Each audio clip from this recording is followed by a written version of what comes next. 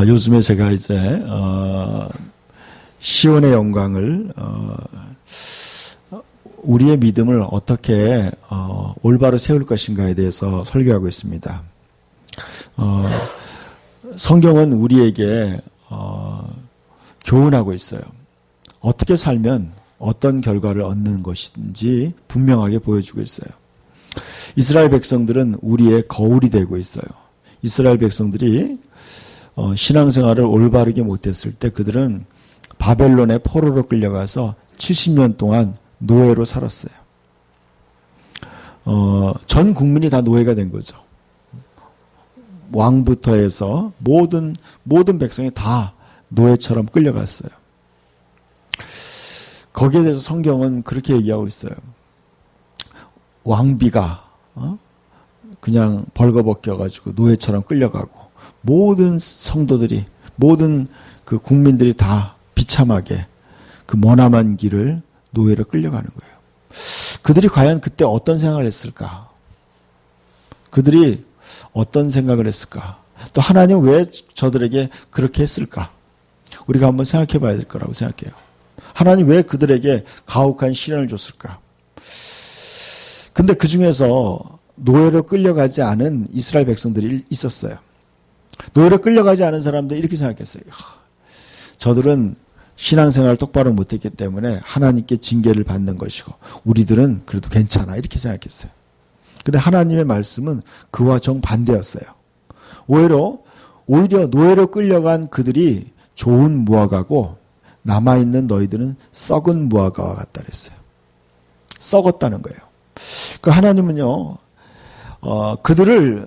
하나님의 백성들을 썩지 않게 하기 위해서, 더 이상 썩지 않게 하기 위해서 그들을 긴장시키고 그들을 각성시키기 위해서 노예로 끌고 간 거예요. 그래서 그 양을 키우는 사람들은요, 양 틈에다가 염소를 꼭 집어넣는데요. 그래야지 염소가 건강해진다는 거예요. 양이 가끔 들이받아야지 염소들이 정신을 차린다는 거예요. 그러니까 교회도요, 염소 같은 역할을 하는 사람들이 필요해요. 그래서 그게 하나님의 어떤 그 섭리 중에 하나인 것 같아요. 그래서 결국에는요, 그들은 70년 만에 다시 돌아오게 되는 거예요. 그러면서 그들은요, 새로운 시온을 세우는 거예요. 그들은 새로운 시온성을 세워요. 이게 중요한 의미가 있어요. 그들은 이제 무너진 예루살렘 시온성을 다시 쌓는 거예요. 그때 그들은 뭐예요? 새로운 믿음을 각성하는 거예요. 그때 그들은요, 그 시온성을 세우고 난 다음에 그들은 에스라를 통해서 그들은 하나님 말씀을 다시 배우게 돼요. 그들의 믿음을 다시 쌓는 거예요. 처음부터. 저는 그 말씀을 보면서 그런 생각이 들었어요. 어떻게 보면요, 이제 한국교회, 또 우리 교회도 마찬가지예요. 모든 교회들이요, 이제 믿음을 다시 세울 때가 됐다고 생각해요. 여러분, 이것은요, 심각한 문제예요. 여러분, 온통 온 세상이 지금 그렇게 얘기하고 있는 거예요. 온 세상이 얘기하고 있어요. 기독교가 새로워져야 된다고 온 세상이 얘기하고 있어요. 그렇지만 정작 기독교인들은요, 자기는 괜찮겠지 생각할 수 있어요. 나는 괜찮겠지 하고 나는 괜찮은 믿음을 가졌다고 생각하는 사람들이 의외로 많이 있어요. 나는 괜찮겠지. 여러분, 그렇지 않아요. 여러분. 저를 비롯해 우리 모두가 다 믿음을 새롭게 세워야 돼요. 점검해야 돼요. 그래서 저는 이제 한 달 동안 계속 이것을 설교했어요. 느헤미야를 중심으로 해서 무너진 예루살렘 시온성을 다시 쌓기 시작했어요. 그들은 다시 쌓았어요. 그들은 첫 번째 어떤 문을 세웠어요? 양의 문을 세웠어요. 다음 말씀 보여주세요.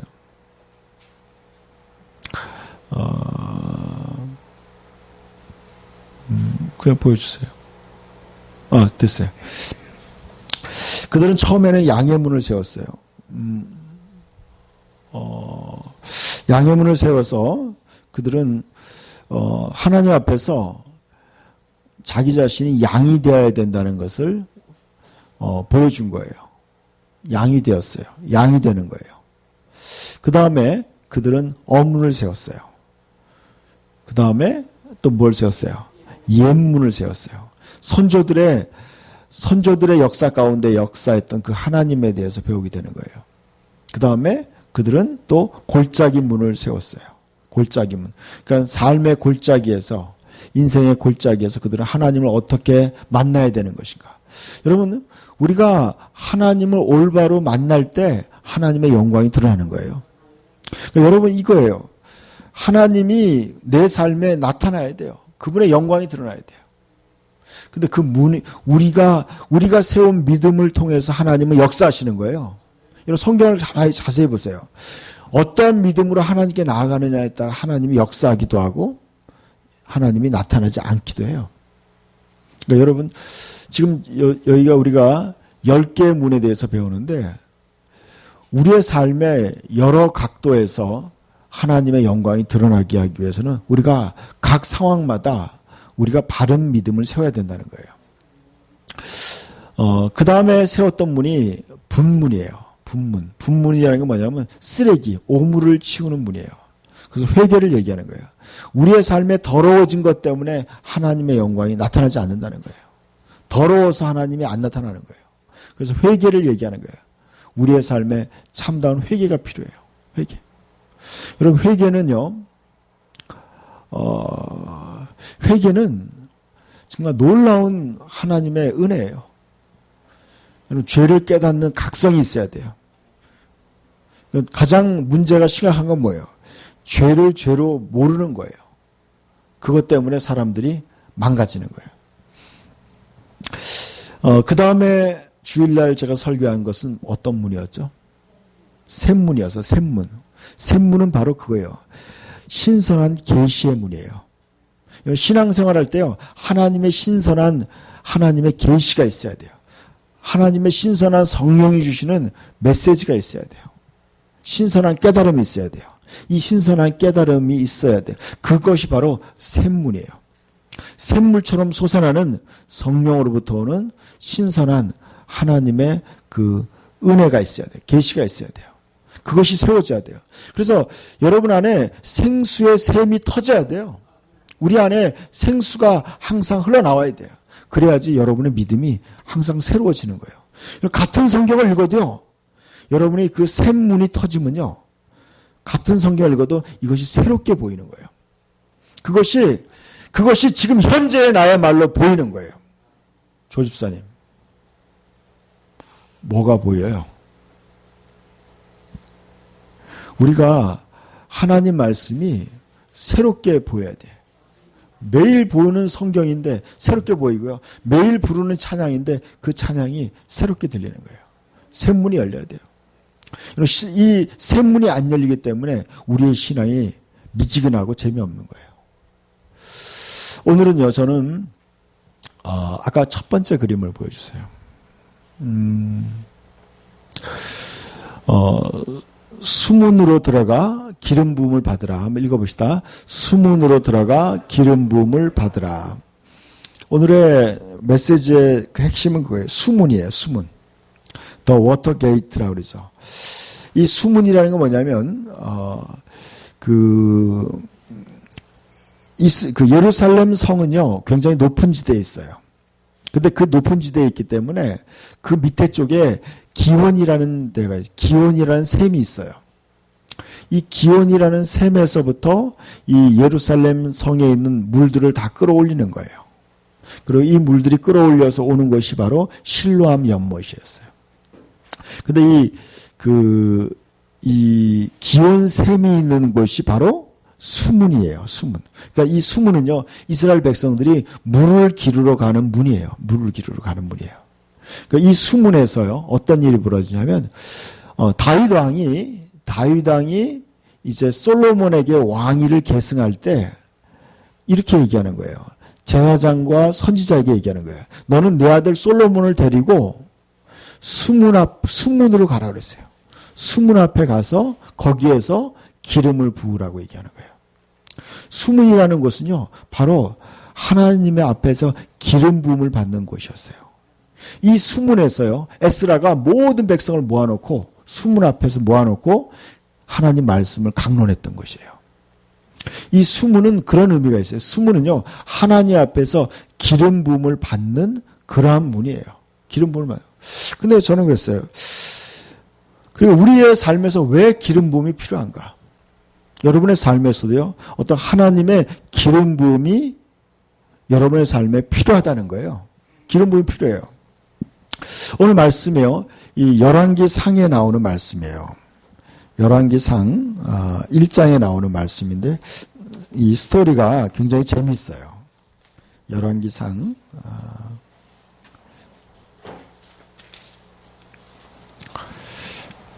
열왕기 상에 보면요, 다윗 왕이 그 아들 후계자 문제 때문에 여러 가지 일이 생기는 것들을 보게 돼요. 이제 다윗이 아주 늙었어요. 아주 늙어가지고 이제 언제 돌아가실지 언제 죽을지 모르는 그런 상황이었어요. 근데 다윗에게 둘째 아들이 있었어요. 큰 아들은 반역을 해서 죽었어요. 죽게 됐죠. 두 번째 아들의 이름이 뭐죠? 압살롬이었어요. 압살롬이라는 아들이 있었어요. 이 아들은요, 이스라엘의 최고의 미남이었어요. 이 사람. 그래서 아주 다윗의 아들들이 전부 다 아주 잘생겼어요. 그 딸도 이뻤어요. 그런데 이제 서열상으로 봐서 이 압살롬이 이제 첫째가 된 거예요. 그러니까 이제 자기가 왕이 될 거라고 이제 제사장과 그 군대 장관하고 다 모아놓고 뭐예요? 자축 파티를 여는 거예요. 내가 이제 왕이 될 거니까 다 모여라 그랬어요. 그래서 그 성대한 잔치를 벌였어요. 이 압살롬이. 근데 거기에 초대받지 못한 사람이 있었어요. 누구예요? 솔로몬은 초대받지 못했어요. 그리고 선지자 나단도 초대받지 못했어요. 몇 사람만 초대받지 않았어요.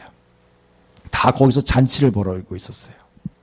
근데 이때 이제 나단 선지자가 이 사실을 알고 밧세바를 찾아간 거예요. 밧세바가 누구의 어머니죠? 솔로몬의 어머니예요. 밧세바를 찾아갔어. 그러면서 자기가 이 상황에 대해서 내가 계책이 있다. 내가 이 계책을 당신에게 말씀드리겠다 그랬어요.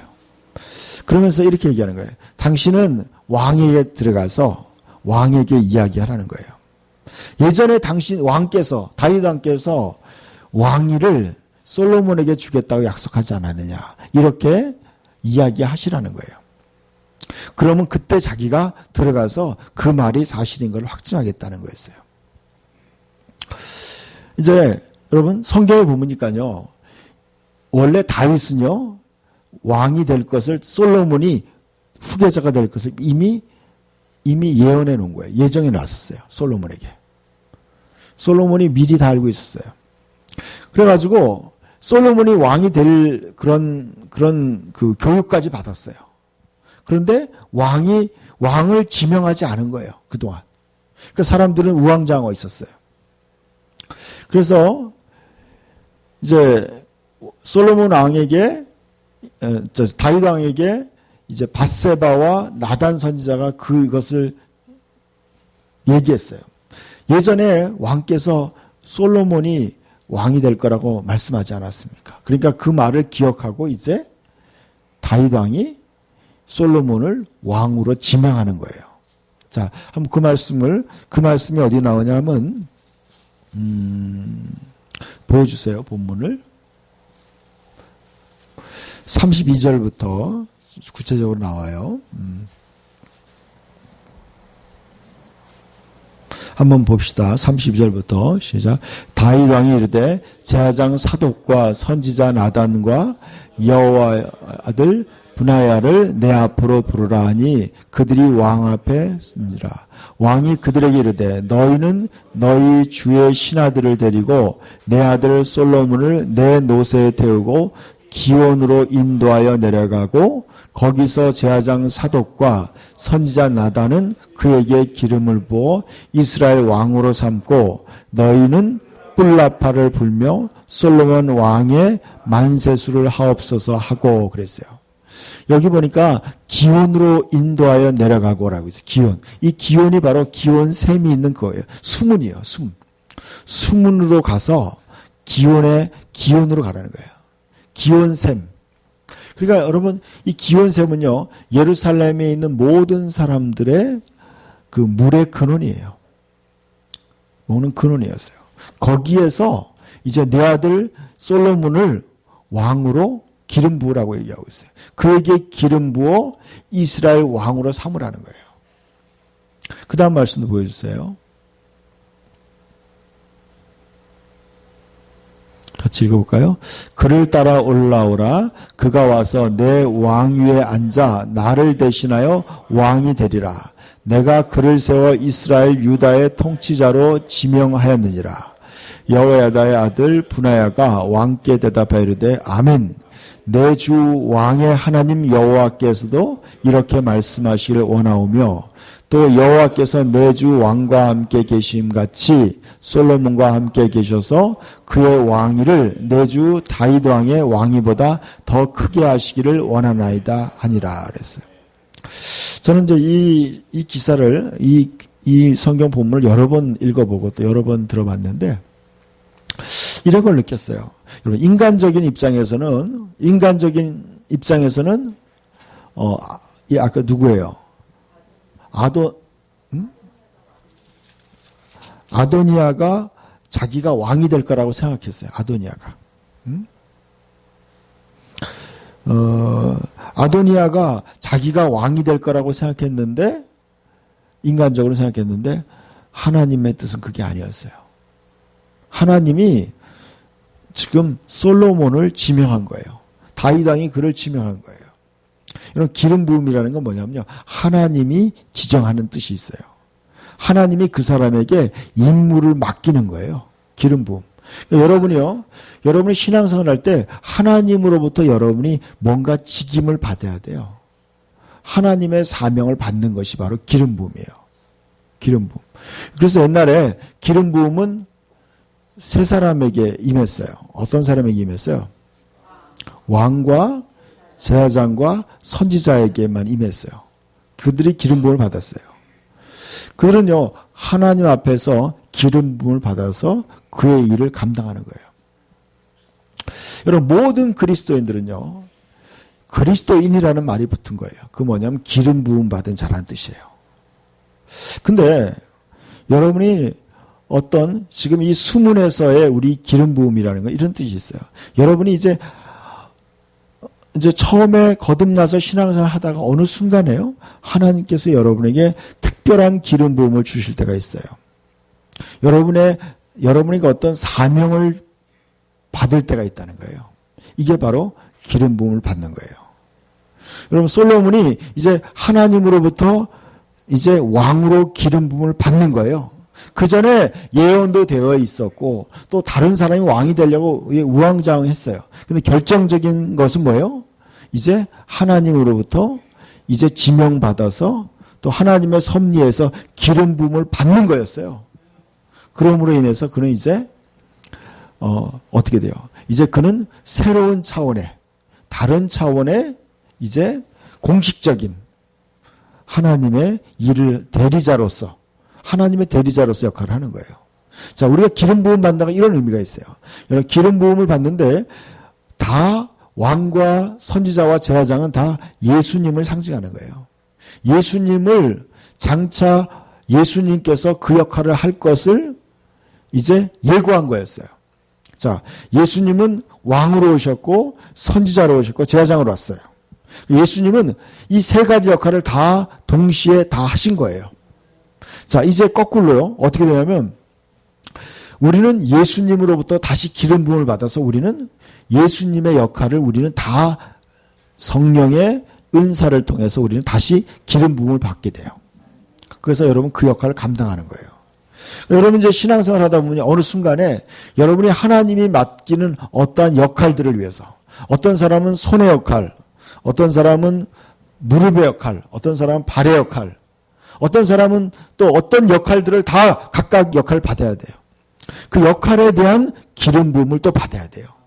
기름 부음을 받는 건 뭐냐면 거기에 따르는 어떠한 그 겉옷을 입는 것 같아요. 겉옷. 그러니까 이거죠. 엘리야가 하던 그 일을 갖다가 엘리야가 하던 그 역할을 누가 맡았어요? 엘리사가 맡았어요. 그때 엘리야의 겉옷을 엘리사가 받게 돼요. 그럼 뭐예요? 엘리야가 가지고 있던 그 역할을 엘리사가 다시 맡은 거예요. 그걸 기름 부음이라고 했어요. 당신에게 있는 그 기름 부음의 갑절을 나에게 달라고 한 거예요. 그게 바로 그 역할인 거예요. 기름 부음이에요. 여러분, 그러니까 굉장히 이게 여러분의 삶에 있어서 여러분이 지금 그리스도인으로 집사님으로 사역하고 있고 또 평신도로서 청년으로 모든 건 상관없어요. 반주자로 하건 뭘로 상관없어요. 그런데 여러분이 어떠한 진짜 하나님 앞에서 여러분이 어떠한 기름 부음을 받는 어떠한 그런 그 순간 터닝 포인트가 있다는 거예요. 그게 필요해요. 그걸 받을 때 어떻게 되느냐? 거기에 따른 권위가 나타나요. 거기에 따른 권위가 나타나고 거기에 따른 하나님의 임재와 영광이 나타나게 되는 거예요. 자, 그 다음 말씀도 보여주세요. 다인가? 같이 읽어볼까요? 제사장 사독과 선지자 나단과 여호야다의 아들 분하야가 블렛 사람이 내려가서 솔로몬을 다윗의 노새에 태우고 인도하여 기온으로 가서 제사장 사독이 성막 가운데서 기름 담은 뿔을 가져다가 솔로몬에게 기름을 부으니 이에 뿔나팔을 불고 모든 백성이 솔로몬 왕은 만세수를 하옵소서 하니라 그랬어요. 자, 여기 보니까 다윗 왕의 노새에 태우고 기온으로 갔어요. 기온이 아까 그랬죠. 수문에 있는 곳이요. 수문으로 가서 거기에서 제사장 사독이 성막 가운데서, 이 성막은 바로 성전을 얘기하는 거죠. 이동식 성전이에요. 성전에서 기름을 담아서 뿔에 가져다가, 여러분, 그러니까 이거 하나님의 성령의 기름을 붓는다는 의미예요. 솔로몬에게 기름을 부으니 그랬어요. 솔로몬의 기름을 부었어요. 이것은 결정적인 어떤 이제 공식적이고 결정적인 솔로몬이 왕이 되는 순간이에요. 기름 부음. 그러니까 여러분이요.